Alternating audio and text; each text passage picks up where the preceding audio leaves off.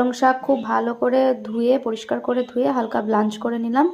ঠান্ডা জল দিয়ে খুব ভালোভাবে ধুয়ে নিয়েছি। আর এদিকে আছে একটু ধনেপাতা পুদিনা পাতা, এটা অপশনাল যদিও, আমার কাছে আছে, আমি দিয়ে দেবো একটুখানি। আর এই যে 6টা কাঁচা লঙ্কা, সব কিছু একসাথে মিক্সিতে পেস্ট করে নেব। অল্প একটু তেলে নুন গোলমরিচ আর সামান্য একটু লঙ্কার গুঁড়ো দিয়ে মিক্স করে নিয়ে পনিরগুলো একদম হালকা করে ভেজে নেব। ফোড়নে দিয়ে দিলাম জিরে মৌরি ধনে একসাথে, আর তার সাথে 2টো এলাচ, দারচিনি, 2টো লবঙ্গ আর শুকনো লঙ্কা। মিহি করে কুচোনো একটা পেঁয়াজ হালকা ভাজা ভাজা করে নিলাম।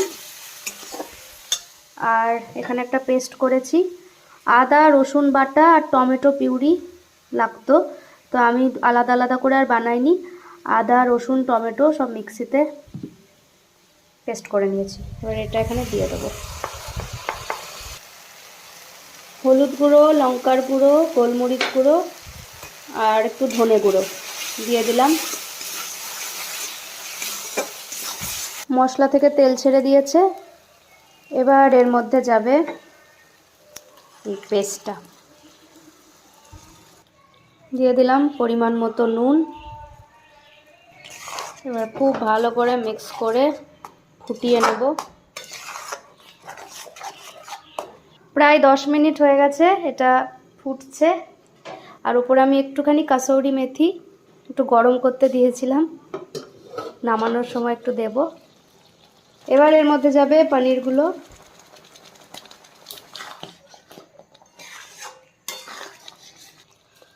টেস্টের জন্য দিয়ে দিলাম সামান্য একটু চিনি।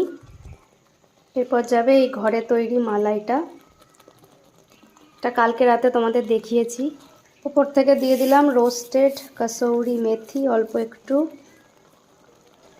গরম মশলা গুঁড়ো একটুখানি।